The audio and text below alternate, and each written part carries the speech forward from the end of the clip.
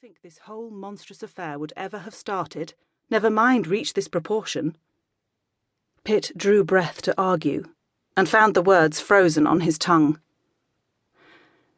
It was barely the end of April. Earlier in the month, President McKinley had asked the United States Congress for a declaration of war against Spain. Cuba had been seeking independence from Spain for many years.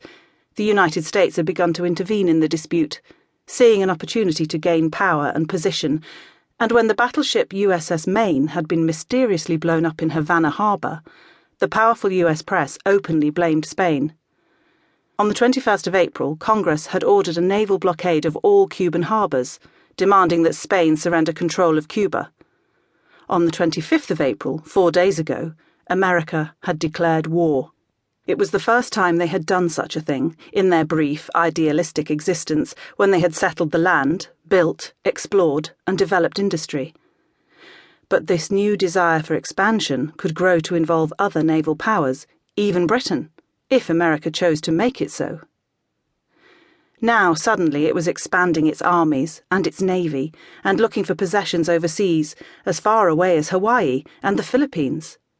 If anything went wrong with this Spanish woman's visit, it could persuade the Spanish that Britain was on the American side in this new war and declare war on Britain themselves.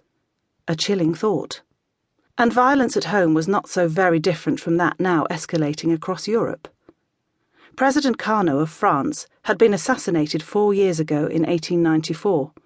Last year, it had been Prime Minister Cánovas del Castillo in Spain, where the violence had reached new abominations. "She is bringing half a dozen or so of her acolytes," Sir Walter went on, as if he had not noticed Pitt's absence of attention. "God only knows what sort of people they are, but we don't want any of them killed on our soil.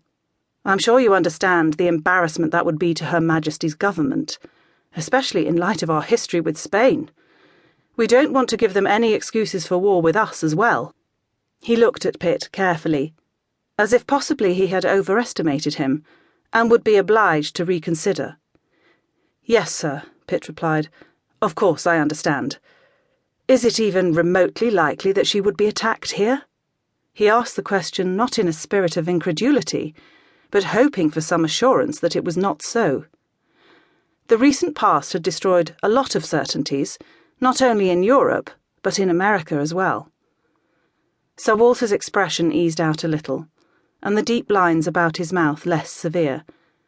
"Probably not," he replied with the ghost of a smile. "But apparently this woman's English family do not approve of her at all. She left in the first place over some quarrel of principle, so I hear. Families can be the devil." There was some sympathy in his voice. Pitt made a last effort to avoid the task. "Domestic violence is police work, sir, not special branches. We have a big case of industrial sabotage at the moment that looks as if it is foreign-inspired, is getting worse and has to be stopped. That affects the safety of the nation." Sir Walter's eyes were bright and sharp.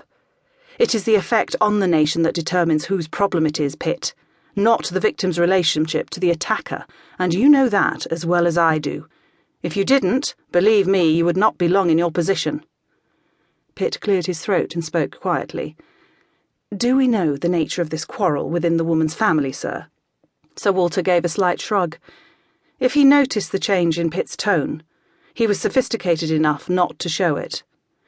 "The usual sort of thing with wilful daughters, I believe," he replied, the slight smile back on his face.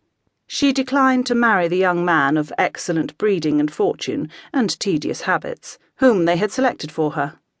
Pitt remembered that Sir Walter had 3 daughters, "and ran off to Spain and married some Spanish man of unknown character and probably unknown ancestry, at least to Sofia's parents," Sir Walter added. "I imagine it was embarrassing to them." "How long ago was this?" Pitt asked, keeping his face as expressionless as he could. He too had a daughter fast approaching marriageable age. "Oh, it was some time," Sir Walter replied ruefully. "I think it is her religious views that have now compounded the problem.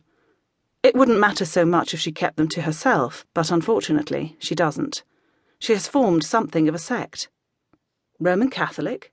Pitt imagined a cult to do with the Virgin Mary, perhaps causing old persecutions to be remembered.